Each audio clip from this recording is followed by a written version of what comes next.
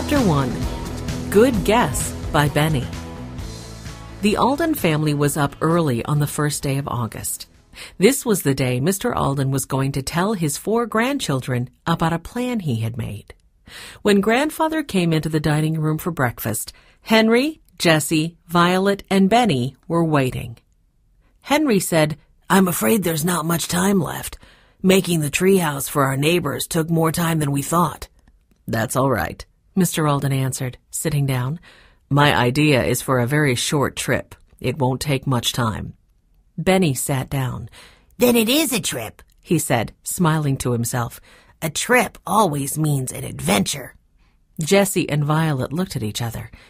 "You might as well tell us now, Grandfather," said Jessie. She poured her grandfather's coffee. "Thank you, my dear," said Mr. Alden. He put a lump of sugar into his cup. Benny began to think he could not wait another second. Then Grandfather looked up and smiled. "Your Aunt Jane wrote to me early this summer," he said. "She would like to have you all come to see her on the farm.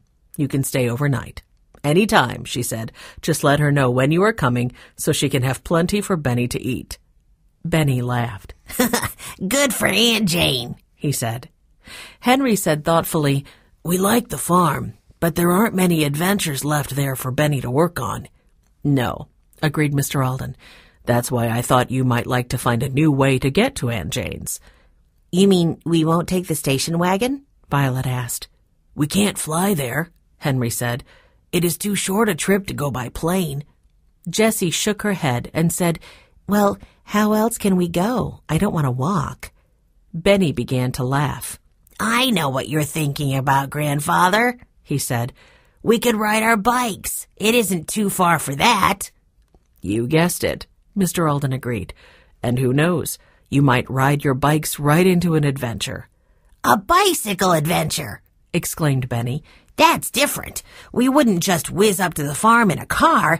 We can take all the old back roads instead of the big highways. We can even take it easy and stay overnight along the way." Mr. Alden nodded. "Yes," he said. "I have thought about that. There are motels where you can stay." "That's wonderful, Grandfather," Jessie said. "No busy highways with cars racing by." "Highways are okay if you're in a hurry," said Benny. "But we won't be in a hurry. We'll take our time. This'll be fun.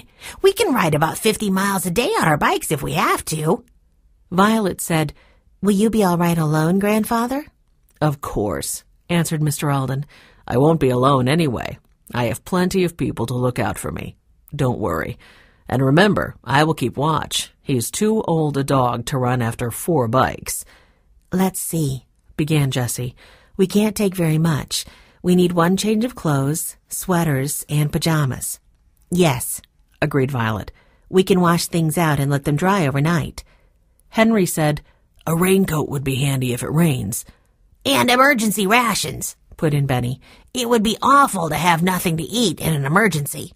Jessie agreed. "How about sleeping bags?" Benny asked. "Maybe we might have to camp out some night. Or we could sleep in Aunt Jane's barn. That would be an adventure." Jessie looked at Benny and smiled. "All right," she said. "I don't think we'll use them, but we can strap them on the back of our bikes. The other things will fit in our knapsacks." "I'll take a road map," Henry said. "Bring your knife with the can opener, Henry," Jessie suggested. "I think our lunches will be picnics." Grandfather smiled to himself as he listened to his grandchildren making their plans. He asked, "When do you want to start?" Benny laughed. "We've been so busy talking about what to take, we haven't planned when to go." It was Violet who said, "What about tomorrow morning right after breakfast? We can telephone Aunt Jane and Uncle Andy tonight. Will our trip take about a week, Henry?" "Not any more than that," Henry said. "Going and coming." Packing did not take much time.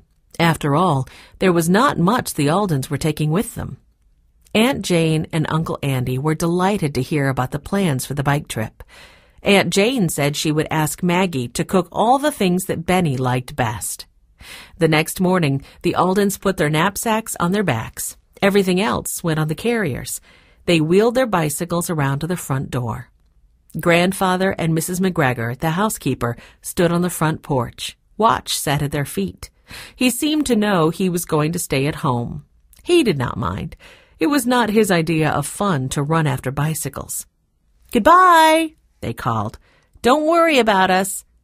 The four Aldens wheeled down the driveway and looked back to wave again. Then they headed toward the river road. When they were out of sight, Mrs. McGregor turned to go in.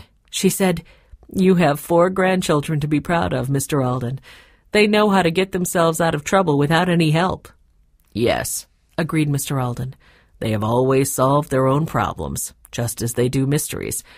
I hope Benny will find an adventure on this trip, but maybe he will run into trouble, too." And Mr. Alden was right.